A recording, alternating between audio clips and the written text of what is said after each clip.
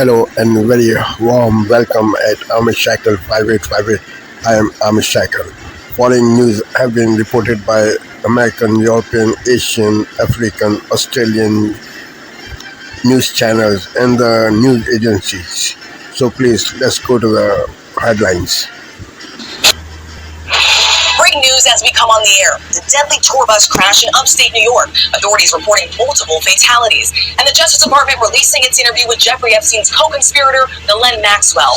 First, the horrific images coming in. Multiple people killed after a packed tour bus on its way back to New York City lost control at full speed, rolling over, passengers ejected, children among the injured, first responders treating victims on the highway, while we're learning about the cause. Also tonight, the extraordinary move by the Justice Department amid intense scrutiny over the Jeffrey Epstein investigation, the DOJ releasing audio and transcripts of the two-day interview with Epstein's former associate, Ghislaine Maxwell, who insisted there is no client list, what she said about President Trump and about former President Clinton. Tonight, the FBI at the front door of John Bolton's home. Once among President Trump's top advisors, now one of his most vocal critics. Federal agents investigating allegations of his handling of classified documents. The president blasting Bolton in the Oval Office. The court-authorized search raising questions about political retribution. Jonathan Karl with new reporting. Hurricane Erin causing life-threatening rip currents up and down the East Coast. Warnings posted on beaches during one of summer's last weekends. More than 50 million under heat alerts in the West. A growing wildfire threat at this hour. After more than 3 decades behind bars for the murders of their parents, Eric Menendez denied parole. Tonight, his brother Lyle making his plea for freedom. Chilling new body camera video released in the Idaho College murders case. Police seen inside the house going room to room, finding the bodies of 4 victims stabbed to death in the off-campus home. Officers talking to the surviving roommates for the first time. And developing right now, the massive explosion at an oil plant. Thick black smoke pouring into the air, evacuations underway.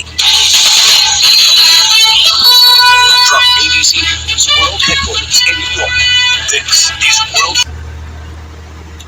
President Trump reacting to this breaking story. FBI agents raiding the Maryland home of former Trump National Security Advisor John Bolton. Federal agents were also seen removing boxes from his Washington, D.C. office. And while Bolton is not under arrest, sources close to Fox News tell us that this investigation involves classified documents. President Trump reacting to this breaking story earlier. Watch. I don't know about it. I saw it on television this morning. I'm not a fan of John Bolton. He's a real sort of a lowlife. He's very bad at what he does, but he worked out great for me because every time he doesn't talk, he's like a very quiet person. Except on television, if he can say something bad about Trump, he'll always do that. He's not a smart guy, but he could be a very unpatriotic guy, but we're going to find out. I know nothing about it. I just saw it this morning. They did a raid. Hello, everyone. This is Outnumbered. I'm Emily Campagno, and joining us today, Cheryl Casoni, Fox Business anchor and host of American Dream Home on Fox Business. Tommy Lahren, host, Fox News contributor and host of Tommy Lahren is Fearless on Outkick and FoxNews.com. Lisa Booth, Fox News political analyst, and Paul Morrell, Fox News contributor, attorney, and retired NYPD inspector. And for the latest on the Bolton raid, let's go to Justice correspondent David Spunt, who is live in Washington. David. Well, hi, Emily. You heard President Trump there reacting to this raid, not saying nice things about John Bolton. Ambassador John Bolton, who was President Trump's national security advisor during his first term, and President Trump have had a long-standing feud since he was fired during that first term. Bolton's been a frequent critic of the administration, but it's important to point out as you see this raid that took place at Bolton's home in Bethesda, Maryland this morning, and at his office in Washington, that judges, magistrate judges in Washington and Maryland would have had to sign off on this for the FBI to do this. FBI agents didn't just wake up this morning and say, let's raid John Bolton's home and his office. It's interesting, though, because while the FBI and DOJ are not commenting, I want to show you some posts this morning on social media. As this raid was going down, that's what the FBI director had to say. No one is above the law. FBI agents on a mission. His boss, the Attorney General Pam Bondi, she posted, America's safety isn't negotiable. Justice will be pursued always. And then Patel's deputy, Dan Bongino, he posted, public Public corruption will not be tolerated. Now, we are told that agents are looking for potential classified documents. We're also told that these documents may be related to Bolton's book. Back in 2020, the Trump Justice Department sued over concerns that there might be classified information there. The Biden Justice Department dropped that about a year later, dropped that lawsuit a year later. So at this point, we don't know if there are any classified documents there. We don't even know if John Bolton's going to be facing charges. He's not under arrest. He's not in custody. He's not facing charges. But as your guests will probably note, this information at some point likely will be made public in some form. Not the classified stuff, but maybe how many documents they were looking for. And then it could go before a grand jury. That's usually what the Justice Department would do here. And we'll watch and see where we are from there. But as of now, I don't want to get too far ahead of it. John Bolton's home and office raided, and we've not heard from him. We've reached out multiple times in multiple different ways. No comment from the ambassador now, Emily.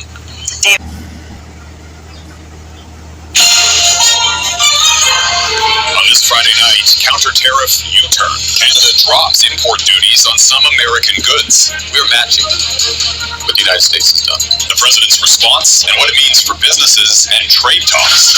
Under surveillance and undercover, what court documents reveal about the police investigation into 4 Quebec terror suspects. Famine is officially declared in Gaza City. Everyone owns this. The Gaza famine is the world's famine. The warning from the UN and reaction from Israel. Plus, morphological mingling. It's a mixture of traits. What these ancient bones reveal about when Homo sapiens procreated with Neanderthals and how it's challenging the story of human history. Global National. Reporting tonight, Jeff Semple.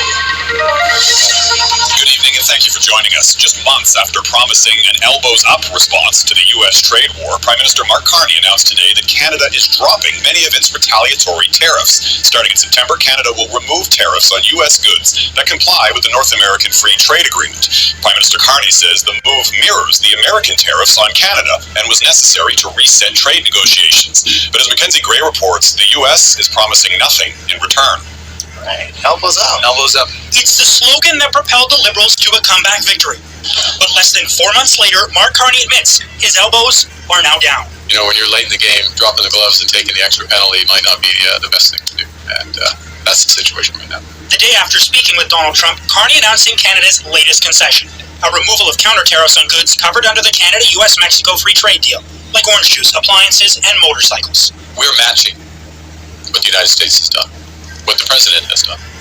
But the Prime Minister is yet to match the litany of other U.S. tariffs. American steel and aluminum duties are at 50%, Canada's only at 25%.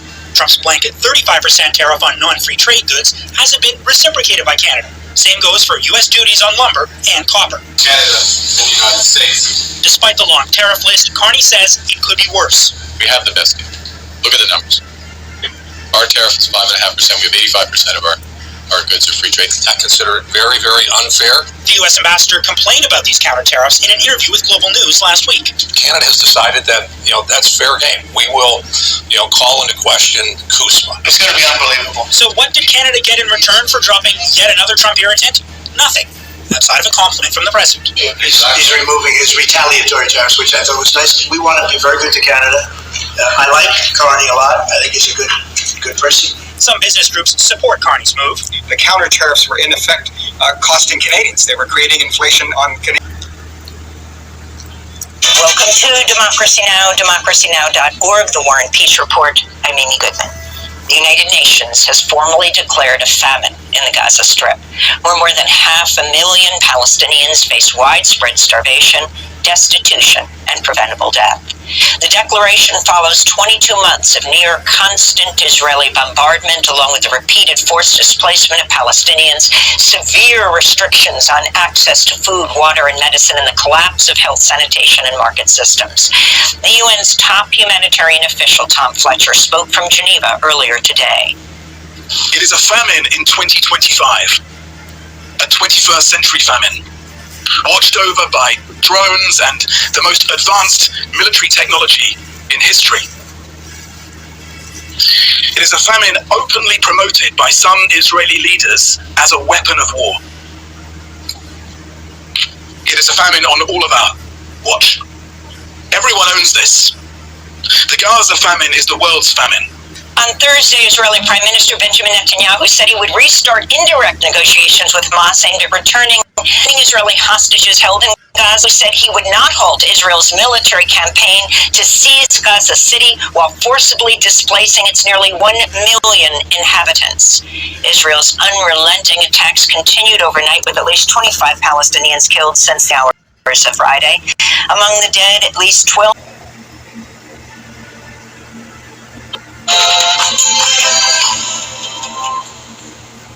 Good morning. Reform UK have revealed their plan for dealing with small boat migrants. Yes, Nigel Farage has pledged 5 deportation flights a day as part of a £10 billion plan.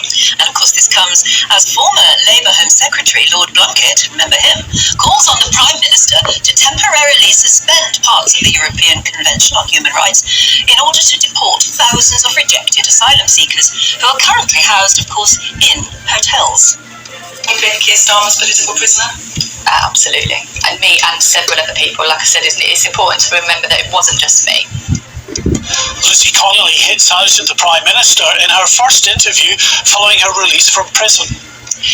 And Ghislaine Maxwell has been talking. She's denied ever witnessing any inappropriate behaviour by Donald Trump in newly released transcripts from the US Justice Department. And some breaking news within the last few hours, the California Parole Board has denied the release of Lyle Menendez after he and his brother killed their parent more than 30 years ago. It follows his brother's hearing yesterday. And of course this is a bank holiday weekend, so millions across the UK are facing travel disruption as the bank holiday weekend begins with heavy traffic, a rail strike and ongoing engineering work. And as pub goers are appalled at a new service charge that adds 30p to the price of a pint. We're asking, should you tip for having a pint pulled? Good morning. There was more misery for West Ham United as last night's 5-1 home defeat to Chelsea made it 2 defeats from their opening 2 games, piling more pressure on their beleaguered boss, Graham Potter. We'll look ahead to all the other weekend Premier League fixtures, and in tennis, world number 1 Yannick Sinner declares himself fit to defend his US Open crown. Seems like the weather doesn't know it's a bank holiday weekend for much of the UK. Whilst there will be some showery outbreaks of rain around, there'll be a lot of dry weather too. I'll have the details coming up. Well, it's just gone 6 o'clock already. I'm Anne Diamond. And I'm Mark White, and this is GB News Breakfast.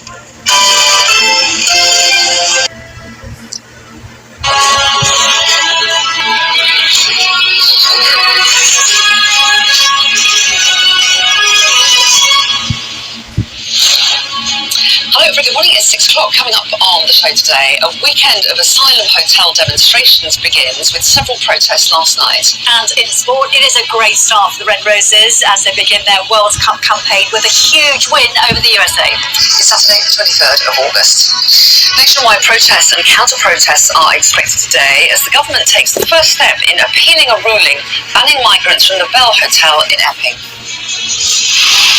The family of Cher Maximin, who was killed at Notting Hill Carnival, say the event has become unsafe and unmanageable, calling for it to be moved.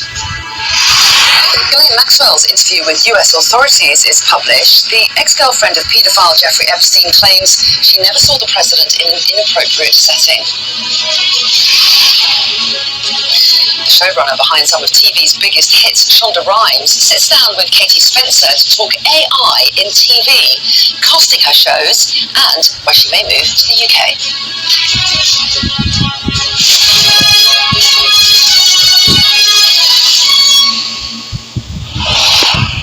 Hello, very good morning. Thanks for joining us here on The Breakfast Show. Our top story today, Don't miss our report for Sierra Leone. 24. Welcome back. You're watching Daybreak here on France 24. Our headlines this hour. Famine is officially declared in northern Gaza, including Gaza City, where an Israeli offensive is imminent. As the UN deplores a human-made disaster, the Israeli Prime Minister has rejected the report as an outright lie. Volodymyr Zelensky hosts NATO chief Mark Rutte in Kyiv to discuss security guarantees, but despite last week's flurry of high-profile discussions, little progress has been made on a ceasefire in Ukraine, meeting between Putin and Zelensky looking increasingly unlikely. And the U.S. Justice Department releases transcripts of an interview with Ghislaine Maxwell, the woman convicted of helping Jeffrey Epstein sexually abuse underage girls. She notably says she was not aware of any client list.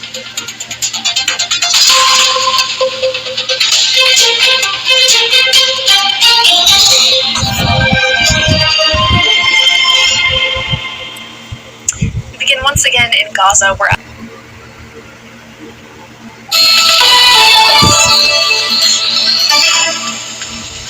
This is DW News, and these are our top stories. A UN-backed global hunger monitor has declared a famine in Gaza City, warning that 500,000 people are living in catastrophic conditions. The IPC Crisis Prevention Group says a quarter of Gaza's population is facing starvation after 22 months of war. Conditions are expected to worsen as Israel launches an offensive on the city. Israel denies there is starvation in Gaza. Ukraine's President Volodymyr Zelensky says Russia is doing everything it can to prevent a meeting between him and Vladimir Putin. Moscow said again on Friday that conditions were not ready for a bilateral meeting. Zelensky was speaking during a visit by NATO chief Mark Rutte to discuss future security guarantees for Ukraine. Canada is dropping many retaliatory tariffs against the United States. Prime Minister Mark Carney says he hopes to jumpstart trade talks with the US, which is Canada's biggest trading partner. The neighbouring countries have been negotiating a new economic and security relationship for months, but have yet to reach a deal. This is DW News from Berlin. There's more news on our website, dw.com.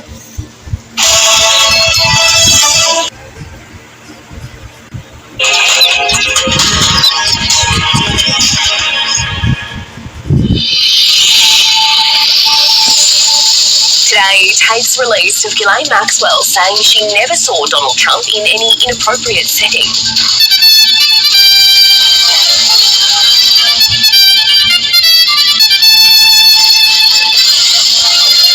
Famine officially declared in Gaza. The World Hunger Monitor says 500,000 people are facing catastrophic conditions. It is a famine that we could have prevented if we had been allowed. FBI agents searched the home and office of former Trump National Security Advisor John Bolton. And the Menendez brothers both denied parole almost exactly 36 years after killing their parents.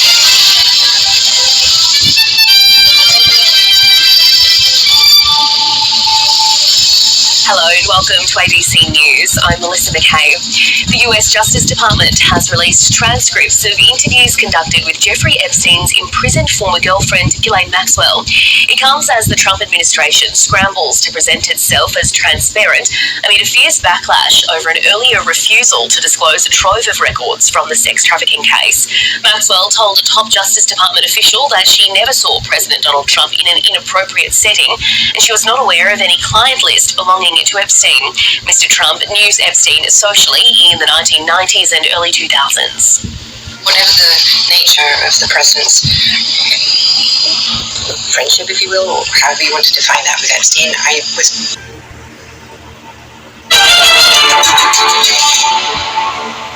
Headline news this hour. Voting underway in Taiwan as citizens decide the fate of 7 opposition lawmakers in a recall election and weigh a nuclear restart in a referendum. South Korean President Lee Jae-myung set to hold his first summit with Japanese Prime Minister Shigeru Ishiba as both sides look to ease historical tensions and boost cooperation. The United Nations officially declares a famine in Gaza, blaming systematic obstruction of aid by Israel.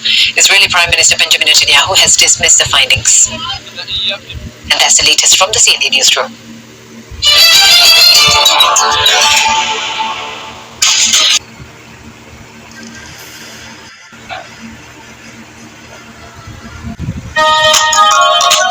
Africa News. The news. Uganda's recent deal with the United States to take deported migrants has attracted controversies, especially from the human rights activists. Human rights lawyer Nicolas Opio has linked the deported deal to human trafficking and said it will leave status of the deportees unclear in the East African country. Those agreements must not violate international law.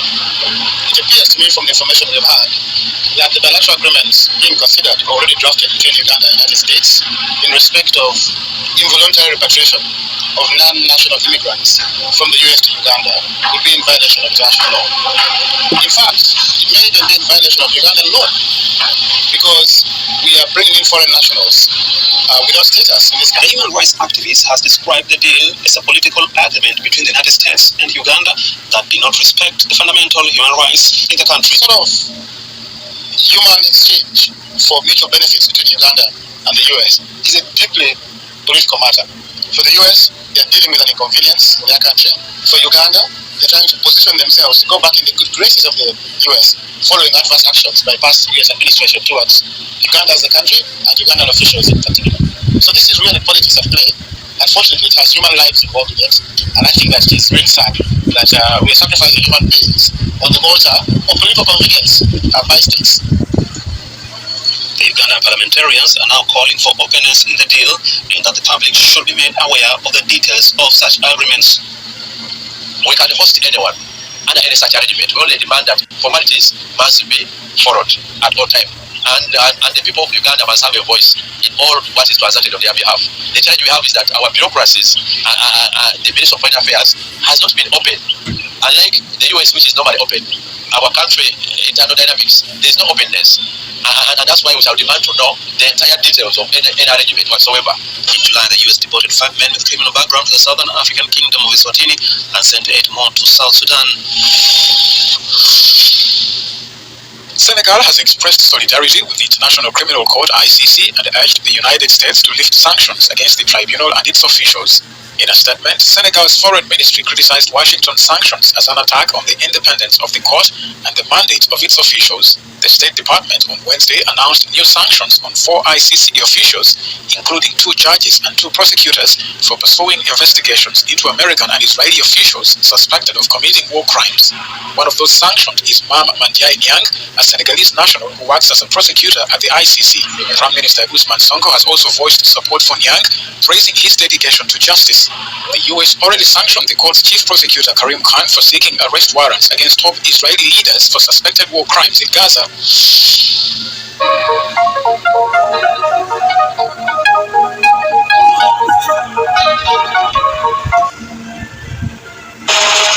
Breaking tonight, our team scouring the new audio just released of Ghislaine Maxwell being interviewed by the Trump Justice Department. The imprisoned Jeffrey Epstein accomplice is saying there is no client list and claiming no high-profile people were involved in improper activity. And then this revelation. I do not believe he died by suicide. Maxwell weighing in on Epstein's death in prison as the president faces more pressure to release more documents. And breaking tonight, the deadly tour bus crash on the way back from Niagara Falls, killing 5 people. Some passengers ejected after authorities say the bus lost control at full speed. Medical helicopters lining up to airlift the victims to safety. And the FBI searching the home and office of former National Security Advisor John Bolton, a former Trump ally who's now an outspoken critic. The source saying the search is related to classified documents, and all of it coming after Bolton called Trump's second term a retribution presidency. What the vice president says in an exclusive interview with Kristen Welker. And Lyle Menendez set to learn his fate a day after his brother Eric was denied parole. Also, a major manufacturing fire sending smoke and flames into the air, prompting evacuations in Louisiana. And then how these giants of California are finding a new home in Detroit. The small hands putting them there and inspiring the next generation. Coming up, Nightly News starts right now. This is NBC Nightly News with Tom Yonas. Good evening, I'm Gotti Schwartz in for Tom, and tonight we are hearing directly from the... From CBS News headquarters in New York, this is the CBS Evening News. Good evening, I'm John Dickerson. Maurice Dubois is off tonight. We begin with the horrific crash of a tour bus in western New York outside of the city of Buffalo. Officials say multiple people were killed, including at least 1 child. The bus ended up on its side along the shoulder of the New York State Thruway. It was returning to New York City carrying dozens of tourists who had visited Niagara Falls. Patrick Ryan of our CBS Buffalo affiliate WIVB is at the scene. Patrick? John, a convoy of first responders remain along the stretch of the New York State Thruway. In the distance, you can see that white tour bus overturned for hours, now upright once again. State troopers say the tour bus was going full speed along the highway. Suddenly, it lost control, hit a median, then overcorrected and landed in a ditch near Pembroke, about 30 miles east of Buffalo, New York. James O'Callahan is a New York State trooper. The bus did roll. There were multiple ejections. There are multiple people trapped, and there's multiple fatalities, and this includes children as well. With more than 50 passengers on board, the bus had just left Niagara Falls, traveling back to New York City. Most of the people speaking on the tour bus would be Indian, Chinese, and Filipino. So we have all that. We have translators coming in. Police say no other vehicles were involved in the accident. According to investigators, multiple people were trapped under the bus while several others were trapped inside. Several passengers were flown by helicopters to area hospitals, some with severe injuries. ECMC Hospital Chief of Surgery, Dr. Jeffrey Brewer. So we have some folks that have some head injuries. We have some folks that have some extremity fractures. 2 patients from the operating room right now. Rescuers had to bring in special equipment to free. Good evening, I'm Amna Navaz. And I'm Jeff Bennett. On the NewsHour tonight, the FBI raids the home of John Bolton, President Trump's former national security advisor turned vocal critic. A famine is officially declared in northern Gaza, where over 500,000 people face imminent starvation.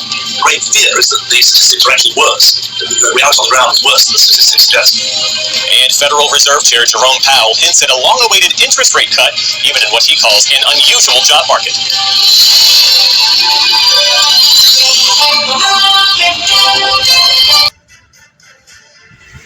Thank you for watching Amish Shakil 5858. I am Amish Shakil. I hope you will visit again. Have a good life. Bye-bye.